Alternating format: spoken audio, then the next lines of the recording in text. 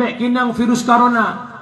Malamnya menyepengen nak gepuji oleh Allah daripada virus corona. Baik ni dengar haba-haba si gampang alu ini aduh. Kau pegang enggak boleh keluar rumah, enggak boleh lagi ke masjid. Hai. Oi. Wadah tsunami yang nak tinggal dan Acehnya buka dengai. Mapakan sitro iblis-iblis orang yang kahibit dalam masjid le. Yang kalau kemahnya na iblisnya na kawannya.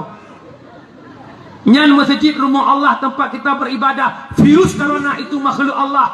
Itu tentaranya Allah. Gejok tentera oleh Allah karena rakyat maksiat kepada Allah. Wa ma kunna muhlikil qura illa wa ahluha dhalimun, kata Allah. Tidak kami hancurkan suatu negara kecuali mereka zalim kepadaku, kata Allah. Di saat Allah nijuk bala lagi oleh Allah, di saat Allah nikirim tentaranya Allah, hana meceh virus corona, Garut tentara Allah, Thailand ababil tentara Allah, tsunami tentara Allah, gempa tentara Allah, Tito tentara Allah.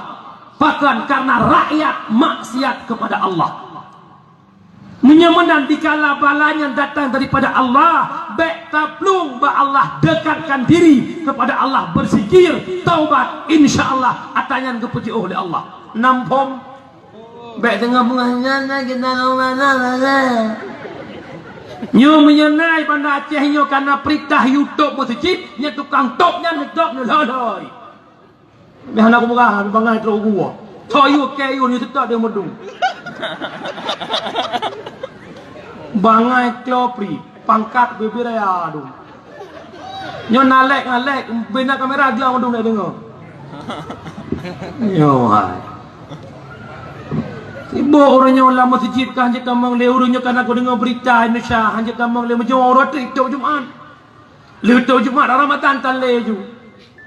Pat tempat lampu pegak mai pegak ne baja pat tan soto. Pak lam belaka, Pak Melaka. Keh lupa belaka. Nyai Melaka nya tiap orang rak dusun baju hana so bicara. Asal bak masjid kata pegak dikir nak mana karena ya pap mah ya. Kecah, tengok baju hebu kecah ke mana. Mah juk tu menak baju hebu mana. Nyawa merdu pegah abang mana matahu su mendaga. Urung beria nan jana preh you. Gahan di kurung peluh kilo dapat ambil peluh dua. Nan jangan apa. Ruhnya piruh je. Semayang tan. Hai umpan tak.